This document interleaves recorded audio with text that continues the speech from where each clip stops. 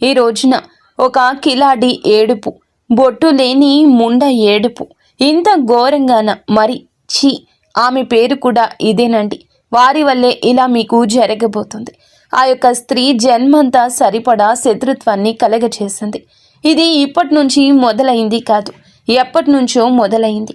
ఒక కిలాడి ఏడుపు, పైగా ఒక బొట్టు లేని ముండ ఒక స్త్రీ ఏడుపు ఇంత ఘోరంగా ఏడుస్తుందంటే మరి ఛీ అని చెప్పి అనుకోవచ్చు.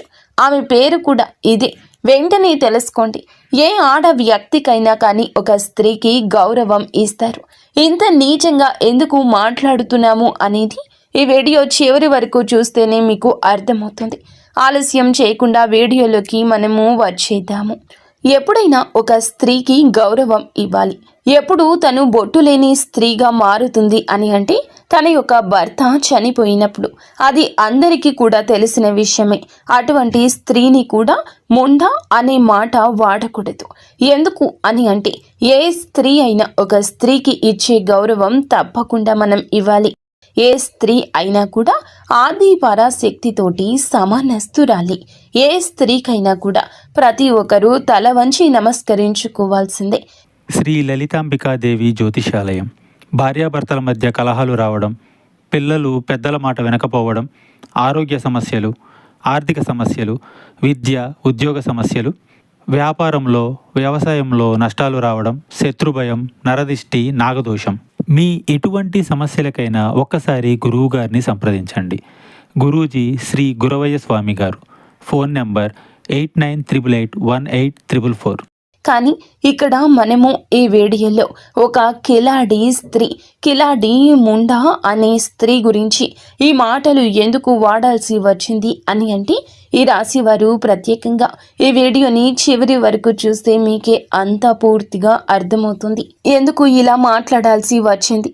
ఒకవేళ ముందుగా ఈ మాటలు అన్నందుకు వీడియో చూసే వారికి తప్పుగా అనిపిస్తే దయచేసి మమ్మల్ని క్షమించండి. మరొక్కసారి చెప్తున్నాము, వీడియో చివరి వరకు చూస్తేనే మీకు బోధపడుతుంది. మేము కూడా ఒక స్త్రీగానే ఇదంతా చెప్తున్నామని ఆలకించండి. వ్యక్తిగతంగా వీరు ఎలా ఉంటారు అంటే చాలా మంచి మనస్కులండి ఈ రాశివారు. ఎదుటివారు కాస్త మంచితనం చూపించినా కానీ, ఎదుటివారు కాస్తంత ప్రేమను పంచినా కానీ వీరు చాలా వరకు వారి ప్రేమకు దాసోహం అయిపోతూ ఉంటారు. కానీ పైకి ప్రేమ చూపించడం అనేది వీరికి రానే రాదు. వీరి యొక్క మనసు చాలా సున్నితం అయినప్పటికీ కూడాను ఎదుటి వారితో కొంచెం అంటే కొంచెం ర్యాష్గా మాట్లాడుతూ ఉంటారు. అంటే ఎలా మాట్లాడుతారు అంటే కనుక ఏంటి, చెప్పు, ఆ పని అయ్యిందా, అవుతుందా, ఇలా అంటే అన్నం తిన్నారా, తినలేదా, ఇంకా అలాగే ఉంటారా, ఇట్లా ఉంటుందన్నమాట. అంటే ప్రేమ ఉంటుంది కానీ కొంచెం కఠినత్వం ఉంటుంది. అమ్మా అన్నం తిన్నావా, ఈ మాట వేరుగా ఉంటుంది. ఏయ్ అన్నం తినలేదు ఇంకా అని అనే మాట వేరుగా ఉంటుంది. అవును కదా, వీళ్ళు రెండో జాతికి చెందినవారు. అలా అని చెప్పి కఠినాత్ముల అంటే అదేం కాదు. చిన్నప్పటి నుంచి వీరు పెరిగిన వాతావరణం, వీరి చుట్టూ ఉండే పరిసరాలు, వీరు పనిచేసే దగ్గర ఉండే ఆ యొక్క పరిసరాలు, ఆ చుట్టూ ఉండే జనము, వీరందరి వల్ల కూడాను వీరి యొక్క మానసిక స్థితి అనేది ఈ విధంగా తయారయ్యింది. ప్రేమకు కొంచెం తక్కువగా నోచుకుని పుట్టారు అని చెప్పుకోవచ్చు ఈ రాశి వారిని. ఎందుకు అని అంటే గనక చిన్నతనం నుంచి కూడా వీరికి కుటుంబ బాధ్యతలు, బరువులు అనేవి వీరి మీద పడేసరికి కుటుంబాన్ని ఎలా పోషించాలి, అయ్యో నా కుటుంబ పరిస్థితి ఇంత ఘోరంగా అయిపోయింది, నా వంతు సహాయం నేను చేద్దాము, ఎంతో ఒక వేడి నీళ్లకు చన్నీళ్లు తోడులాగా నేను కూడా ₹1 సంపాదించి నా కుటుంబానికి ఇచ్చి సహాయపడదాము అనే ఉద్దేశ్యంతో వీరు చిన్నతనంలోనే ఆ చదువు ఏదైతే ఉంటుందో, కొంతమంది చదువుకుంటున్న పార్ట్ టైం జాబ్ లాగా చేసుకునైనా కుటుంబానికి ఎంతో కొంత విలువని ఇచ్చి, ఎంతో గౌరవాన్ని ఇచ్చి, కుటుంబం కోసం ₹1ని చిన్న వయసు నుండి కష్టపడి అందజేశారని కూడా చెప్పుకోవచ్చు. ఇంత నా బిడ్డ కష్టపడుతున్నారు కదా, నా బిడ్డ ఇంత కుటుంబం గురించి ఆలోచిస్తున్నారు కదా అని చెప్పి ఈ యొక్క రాశి వారి యొక్క తల్లిదండ్రులు ఎవరైతే ఉన్నారో వీరు కూడా అంత ఎఫర్ట్ అనేది పిల్లల మీద పెట్టారు. ప్రేమ లేదా అంటే ప్రేమ లేదు అని మేము చెప్పము. కానీ వీరి యొక్క మెంటాలిటీ ఏ విధంగా ఉంటుంది అంటే మనం ఏంటో మనం చూసుకుందాము, మన స్వార్థం మనం చూసుకుందాము, మనకి డబ్బులు నెల వచ్చేసరికి చేతిలో పెడుతున్నారా లేదా చేతిలో పెడుతుందా, ఇంతవరకే చూసుకుందాము అన్నట్లుగా వారి యొక్క వ్యక్తిగతం గురించి ఆలోచించుకుంటారు. ఇటు వీరి యొక్క బిడ్డల గురించి కాస్త నిర్లక్ష్య ధోరణి. ఎంత ప్రేమ ఉన్న తల్లిదండ్రులు అన్నా తర్వాత ప్రేమ లేకుండా ఉండదు. ప్రేమ ఉంటుంది, కానీ ఆ ప్రేమకు కూడా ఒక లిమిట్ అనేది ఉంటుంది. అంటే ఒక గీత అనేది వారే గీసుకున్నారు. ఆ గీత దాటి వాళ్ళు అడుగు బయటికి పెట్టి వాళ్ళ దగ్గరికి తీసుకోకపోవడం వల్ల కాస్తంత వీరికి మూర్ఖత్వం అనేది పెరిగిపోయింది. ఇక్కడ ఎంత మూర్ఖత్వం పెరిగినా కూడా, ఎంత చదువు అనేది నిర్లక్ష్యం చేసినా కూడా సమాజానికి మనము ఒక విలువను ఇవ్వాలి అనే విషయం వీరికి తెలుసు. ఇక్కడ మనకి సమాజం, మన యొక్క జీవితం అనేది ఎంతోమంది వ్యక్తుల ద్వారా ఎన్నో గుణపాఠాలు నేర్పిస్తుంది. మనుషులతో ఎలా మాట్లాడాలి, ఎలా ప్రవర్తించాలి, డబ్బు కోసం ఏ పని చేయాలి, ఏ దారిలో వెళ్తే మనకి గౌరవం పెరుగుతుంది, ఇవన్నీ కూడా వీరి చుట్టూ పరిసరాల నుంచి నేర్చుకున్నవి చాలా ఎక్కువగా ఉంటాయన్నమాట. కాబట్టి ఈ రాశి వారు ఇన్ని కష్టాలు పడి ఇంతగా ఆ యొక్క పరిస్థితులన్నీ ఎదుర్కొని తట్టుకొని చిన్న వయసు నుండే కుటుంబ బరువు అనేది భుజాల మీద వేసుకొని వీళ్ళకంటూ ఏ కష్టాలు వచ్చినా అన్నింటినీ తట్టుకొని జీవితంలో వయస్సులో అనుభవించాల్సిన సుఖాలను వీరు అనుభవించలేకపోయారు. కాబట్టి వీరు ఈ యొక్క ఆ మానసిక స్థితి అనేది కొంచెం కఠినత్వంగా మారిందే తప్ప వీరు యాక్చువల్గా అయితే చాలా అంటే చాలా మంచి మనసు ఉన్నవారు. కుటుంబం కోసం త్యాగం చేస్తారు. రేయింబవళ్ళు కుటుంబం కోసం కష్టపడి పని చేస్తారు. కష్టపడి కుటుంబం కోసం ఎక్కువ ప్రాముఖ్యత ఇస్తారు. వారికంటూ సమాజంలో ఒక గుర్తింపు తేవాలి, నలుగురిలో వారికంటూ ఒక విలువ తీసుకొచ్చి పెట్టాలి, వారికంటూ ఒక స్థానాన్ని మనమే ఏర్పరచాలి అనే ఉద్దేశ్యంతో, అంటే వారు కష్టపడి ఒక కొవ్వొత్తిలాగా వెలుగునిస్తూ వీరు కరిగిపోతారు అని కూడా చెప్పొచ్చు. అంత త్యాగం అనేది ఈ రాశి జాతకుల్లో ఉంటుంది. కానీ ఇంత చేస్తున్నాను అని చెప్పి బయటకు మాత్రం చూపించారు. అటువంటి వ్యక్తిత్వం కలిగిన వారు ఈ యొక్క రాశివారు. కానీ ఎవరి కష్టాలు వారు పడుతున్నా కూడా, ఎవరి బాధలు వారు పడుతున్నా కూడా, ఎవరి నొప్పిని వారు అనుభవిస్తున్నా కూడా ఇక్కడ బయట పరిస్థితులు ఏ విధంగా ఉన్నాయంటే, మనం రూపాయి పెట్టి ఒకళ్ళ చేత పని చేయించుకుంటున్న ఏడుపే, మన రూపాయి పెట్టి మనం ఏదైనా ఒక ఆటో కానీ ఒక కారు కానీ మన ఇంటికి పిలిపించుకొని అది ఎక్కి వెళ్ళినా కూడా ఏడుపే. మనం రూపాయి పెట్టుకుని ఏదైనా ఒక మంచి చీర కట్టుకున్నా బయటికి ఇలా కనిపించినా కూడా ఏడుపే. ఒక బంగారం చేయించుకున్న ఏడుపే, కాస్త ఇల్లు వైనంగా మార్చుకున్న ఏడుపే, ఏదైనా పొలం కొన్న ఏడుపే, స్థలం కొన్న ఏడుపే, ఇల్లు కొన్న ఏడుపే. ఈ ఏడుపులన్నీ ఎక్కడి నుంచి వస్తున్నాయి? మన మీద పడి ఏడవాల్సిన అవసరం ఒకరికి ఎందుకుంటుంది? ఇంత ఏడ్చి వారు సాధించేది ఏమిటి అంటే కనుక, ఇక్కడ ఏడ్చేవారు ఎవరు అనే మాటకు వస్తే మొదటిగా ఏడ్చేవారు బయటవారు కాదు, మీకు మీ ఇంట్లో ఉన్నవారు ఇక్కడ ఎక్కువగా ఏడుస్తూ ఉంటారు. మీరు 100% నమ్మినా నమ్మకపోయినా కానీ మీ యొక్క కుటుంబంలో మీరంటూ కూడా కొంతమందిని నమ్ముతారు. మీకంటూ ఎవరైతే ఆ యొక్క స్త్రీ ఇంపార్టెన్స్ ఇస్తారో, ఎవరైతే ఎక్కువగా మీరు నమ్ముతున్నారో, ఎవరైతే నా వాళ్ళు అని చెప్పి ప్రేమ చూపిస్తారో, ఇక్కడ రక్త సంబంధం గుర్తుపెట్టుకోండి. ఈ యొక్క రక్త సంబంధం ఎవరైతే ఉన్నారో ఆ స్త్రీకి ఇప్పుడు ప్రస్తుతానికి భర్త కూడా లేరు. ఈ యొక్క రక్త సంబంధంతో పాటుగా ఈ యొక్క రక్త సంబంధానికి ఇష్టమైన బయట స్త్రీ ఒకరు కూడా ఉన్నారు. వారు కూడా మీ ఇంట్లో వారే, మీ ఇంటి పేరు ఉన్నవారే. ఇక్కడ అర్థమైంది కదా, రక్త సంబంధం.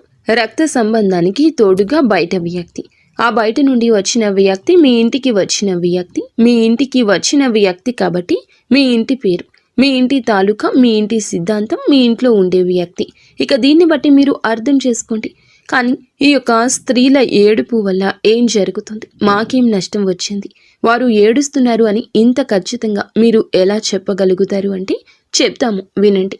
ఎందుకు అని అంటే కనుక, ఎప్పుడైనా కానీ మీరు మంచితనానికి పోతారు. నా వాళ్లే కదా అని చెప్పి ₹1 ఖర్చు పెడతారు. నా వ్యక్తులు కదా అని చెప్పి వారి పనులు, వారి అవసరాలు అన్నీ కూడా తీరుస్తారు. వారి యొక్క పనులు, అవసరాలు అన్నీ కూడా గడిపించుకున్న తర్వాత మిమ్మల్ని పూర్తిగా అందరూ కలిసి పరాయి వాళ్ళుగా చేసేస్తారు. వాళ్ళ అవసరాలు తీర్చుకున్న తర్వాత నువ్వు ఎవరో నేను ఎవరో అన్నట్లు ప్రవర్తిస్తారు. ఇక్కడ వారికి కావాల్సింది డబ్బే. ఈ డబ్బు కోసం వారు ఎంతకైనా కూడా దిగజారిపోతారు, తెగించేస్తారు. ఈ డబ్బు కోసం అందితే కాళ్ళు, అందకపోతే జుట్టు పట్టుకునే రకాలు వీరు. వీరు పనులు గడిపించుకోవడం కోసం కాళ్ళు పట్టుకుంటారు. పని అయిపోయాక మొహం వైపు కూడా తొంగి చూడరు. వీరితో చాలా జాగ్రత్తగా ఉండాలి. వీరు మీ కుటుంబంతో కలిసి మీరు సరదాగా ఉంటున్నా కానీ, మీ కుటుంబాన్ని మీరు ప్రేమగా చూసుకుంటున్నా కానీ, మీ కుటుంబం మీద ఎక్కువ ఎఫెక్షన్ అనేది పెట్టుకుంటున్నా కానీ, మీ బిడ్డల కోసం మీరు ఏదైనా చేస్తున్నా కానీ ఇంత చేస్తున్నారు. వీరికి పెళ్లి కాకముందు ధనం అంతా మా చేతిలో పెట్టేవారు. ఇప్పుడు వీరులు అవసరాల కోసం ధనం ఉపయోగించుకుంటున్నారు. మాకేమీ ఇవ్వడం లేదు అనే ఉద్దేశ్యంతో ఒక ఏడుపు. అంతేకాకుండా ఇది ఎవరైతే బయట నుండి వచ్చిన స్త్రీ ఉందో, ఈ స్త్రీ మీ ఇంటి అంటే మీ ఇంటి స్త్రీ మీద ఎక్కువగా చూపు పెట్టుకోవడం, తన ప్రతి అడుగుని కూడా గమనించుకోవడం, తను ఎక్కడికి వెళ్తుంది, ఏ చీర కట్టుకుంది, ఏం చేస్తుంది, ఇలా ప్రతిదీ కూడా A to Z పట్టించుకోవడం, ప్రతి దానికి కూడా ఏదో ఒక వంకతోటి ఏడుస్తూ ఉండడం. ఎవరు కూడా డైరెక్ట్గా నేను ఏడుస్తున్నాను మీ మీద పడి అని చెప్పరు. వారి యొక్క మాటలను బట్టి, వారు మనతో మాట్లాడే తీరును బట్టి, వారి యొక్క పరిస్థితులను బట్టి మనం వారితో ఎలా ఉండాలి, లేదా వారు మనతో ఏ విధంగా ఉన్నారు, అవసరమైనప్పుడు మనకి సమాధానాన్ని చెప్పేదాన్ని బట్టి, మన అవసరాలు ఎంతవరకు తీరుస్తున్నారు అనే దాన్ని బట్టి మన మీద బయట 10 మందికి వెళ్ళి మనల్ని ఎలా చిత్రీకరిస్తున్నారు అని చెప్పి, ఎలా చిత్రీకరిస్తుంది కూడా ఏ 10 మందికైతే వాళ్ళు చెప్పారో ఆ 10 మందిలో ఒకరు ఇద్దరు వచ్చి ఈ రోజు మీతో చెప్తారనమాట. ఇట్లా దీన్ని బట్టి వారి యొక్క నిజ స్వరూపాలు అనేవి పూర్తిగా ఈ రోజు బయటపడిపోతాయి. అలా పూర్తిగా బయటపడ్డాక కూడాను ఇక్కడ జరుగుతున్న తప్పు ఏమిటి అంటే ఇంకా నమ్మడం, ఇంకా వారి యొక్క అవసరాలు తీర్చడం, ఇంకా మేమున్నాము అని ఒక సపోర్ట్ ఇవ్వడం. ఇక్కడ మీకు అనుమానం వస్తుంది. ఇంతగా చెప్తున్నారు, కుటుంబ వ్యక్తులు అంటున్నారు, రక్త సంబంధం అంటున్నారు, మరి మా ఇంటికి వచ్చిన ఆడపిల్ల అని చెప్పి అంటున్నారు, భర్త లేరు అని చెప్పి అంటున్నారు. మరి ఇంత లేకపోతే మరి వాళ్లకు మేము సపోర్ట్ ఇవ్వద్దా? మరి మా ఇంటికి వచ్చిన వాళ్ళని మేము గౌరవంగా చూసుకోవద్దా?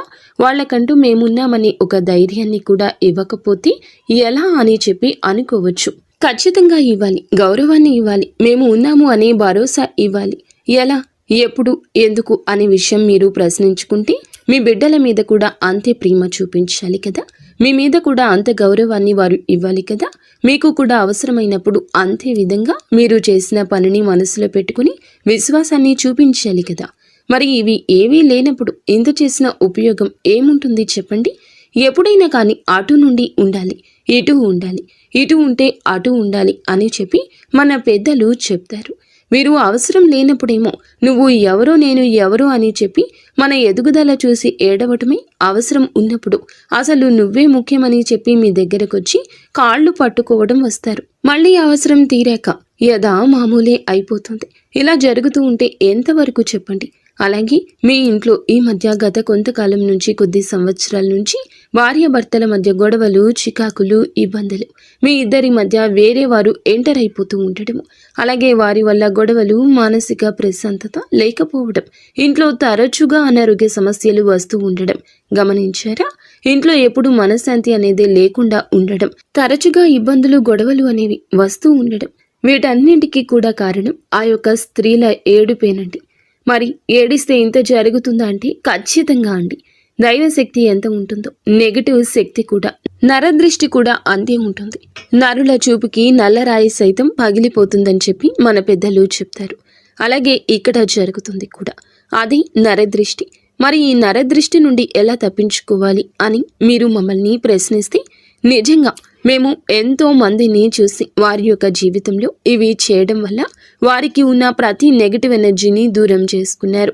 అది కను దృష్టి అయినా కానివ్వండి, లేకపోతే కనుక ఇంట్లో వారు పదే పదే వారి యొక్క స్వార్థపు బుద్ధితోటి వీరిని వాడుకోవడం వల్ల వచ్చిన ఆ యొక్క ఘోష ఏదైతే ఉంటుందో, వీరు బాగుపడిపోతున్నారేమో అని చెప్పి ఒక తపన ఏదైతే ఉంటుందో, ఆ తపన వల్ల వచ్చే నెగిటివ్ శక్తి అయినా కానివ్వండి, లేకపోతే చేసే పనుల్లో ఆటంకం ఏర్పడడం కానివ్వండి, ఇలా ఏ విధంగా అయినా కానివ్వండి, ఎప్పుడైనా కానివ్వండి, నెగిటివ్ ఎనర్జీని పూర్తిగా ఈ విధంగా దూరం చేసుకుని వారి జీవితంలోకి అదృష్టాన్ని ఆహ్వానించుకునేవారు చాలా మంది ఉన్నారు.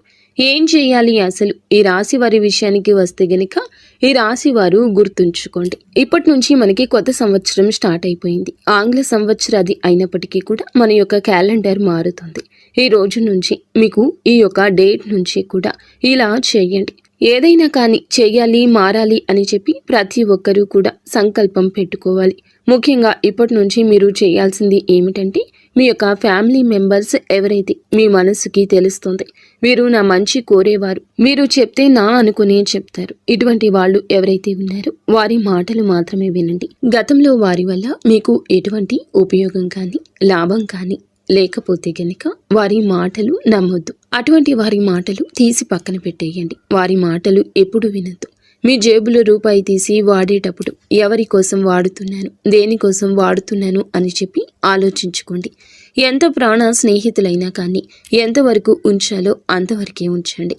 ఎక్కడ పెట్టాలో అక్కడ పెట్టండి. వారితో అతిగా ఏమీ కూడా కుటుంబ విషయాలు పంచుకోవద్దు. ముఖ్యంగా ఎవరి కోసం ఒక్క రూపాయి ఖర్చు చేయొద్దు. మీరు పడే కష్టం ఏదైతే ఉందో మీలో బిజినెస్ పార్ట్నర్స్ ఉంటారు. మీకు తోడుగా ఎవరైనా కానీ అంటే మీ తోటి ఉద్యోగస్తులు కూడా ఉంటారు. ఇలా ఏదైనా కానీ వారితో కూడా ఎంతవరకు ఉండాలో అంతవరకే ఉండి లిమిట్స్ మెయింటైన్ చేయండి. ఒక్క రూపాయి కూడా జారనివ్వద్దు. ముఖ్యంగా గుర్తుంచుకోండి, ఈ రాశి వారు ఈ రోజు నుంచి ప్రతి సోమవారం కాకపోయినా నెలలో ఏదైనా సోమవారం శివాలయానికి వెళ్ళండి. శివునికి మీ చేతో అభిషేకం చేసే ప్రయత్నం చేయండి. దీనివల్ల మీకు ఉన్న ఎటువంటి నెగిటివ్ శక్తి అయినా వెళ్ళిపోతుంది. ప్రతి శనివారం రోజు వెంకటేశ్వర స్వామి గుడికి వెళ్ళండి. ఆ స్వామి వారికి గుడిలో తులసి మాల సమర్పించండి. దీనివల్ల మీకు చాలా రకాలుగా అదృష్టం కలిసి వస్తుంది. ఇక భార్యాభర్తల మధ్య ఎవరికైతే తరచుగా గొడవలు జరుగుతున్నాయో వారు ముఖ్యంగా తెలుసుకోవాల్సింది ఏమిటంటే గనక, మీరు అవునన్నా కాదన్నా ఇలాగే జరుగుతుంది. నరదృష్టి కోపంలోకి లాగేస్తుంది. మీరు ఏదైనా శివాలయానికి వెళ్ళడాన్ని మాత్రం నిత్యము కాకపోయినా అప్పుడెప్పుడైనా అలవాటు చేసుకోండి.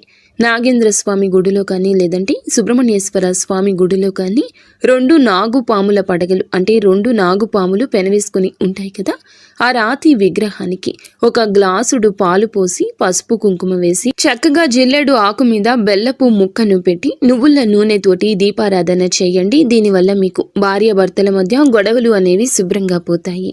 ఎటువంటి ఇబ్బందులు ఎటువంటి సమస్యలు రాకుండా ఉంటాయి. అలాగే ఇంట్లో కోపాన్ని ఆవేశాన్ని కంట్రోల్లో ఉంచుకోండి. ఎప్పుడు కూడా ఏ సిచ్యువేషన్లో అయినా కూడా కోపాన్ని ఆవేశాన్ని కంట్రోల్లో ఉంచుకోవాలి అనే ఒక కొత్త నియమాన్ని ఇక నుంచి అయినా పాటించండి. ఎందుకంటే మీ యొక్క మంచి మనసు ఉన్న వాళ్ళకి కోపం కూడా ఎక్కువే. అలా కోపం వల్ల మీకు తెలియకుండానే మీకు చాలా నష్టం జరుగుతుంది. కాబట్టి ఆ కోపాన్ని ఆవేశాన్ని కంట్రోల్లో ఉంచుకోండి. ఒక మాట నోట్లో నుండి బయటకు వచ్చేటప్పుడు ఈ మాట నేను అనడం వల్ల ఎదుటి వారు వింటారా లేదా ఇది ఎంతవరకు నమ్మొచ్చు, ఎంతవరకు వినొచ్చు అని చెప్పి ఇలా ఆలోచించుకుని దానికి తగ్గట్లుగా మీరు మాట్లాడండి. అలవి కాని చోట అధికులం అనరాదు. మన పెత్తనం జరగని చోట మనం పెత్తనం చెలాయించడం వల్ల మనకే అవమానం ఎదురవుతుంది. కాబట్టి ఇవన్నీ కూడాను మీరు ముందే తెలుసుకోండి. దాన్ని బట్టి అడుగు ముందుకు వేసే ప్రయత్నం చేయండి.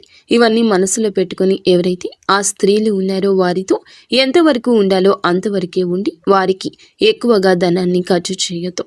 అసలు ఎక్కువ కాదు, అస్సలు ఖర్చు చేయకుండా ఉండండి. మీ లిమిట్స్లో మీరు ఉండండి. మీ ఫ్యామిలీని మీరు హ్యాపీగా చూసుకోండి. మీ లిమిట్స్లో మీరు ఉండండి. మీ ఫ్యామిలీని మీరు హ్యాపీగా చూసుకొని మేము చెప్పిన పనులన్నీ చేసుకుంటూ ప్రతి అమావాస్యకు ఎర్ర నీళ్లు తిప్పి వేసుకుంటూ ఉంటూ బయటికి వెళ్ళినప్పుడల్లా అరికాళ్లలో కాటుక చుక్క పెట్టుకుని వెళ్ళడం, జోబులో నిమ్మకాయ పెట్టుకుని వెళ్ళడం, ఇటువంటివి అన్నీ కూడా చేస్తూ ఉండడం వల్ల మీరు చాలా వరకు కూడా ఒడ్డున పడతారు. చాలా సమస్యల నుండి దూరం అయ్యి మీ జీవితాల్లోకి అదృష్టం అడుగు పెడుతుంది. అర్థమైంది కదండి. ఈ రాశి వారికి ఈ వీడియో నచ్చిందని అనుకుంటున్నాము. నచ్చింది అనిపిస్తే వీడియోకి లైక్ చేయండి. కింద కామెంట్ సెక్షన్లో ఓం నమ శివాయ అని కామెంట్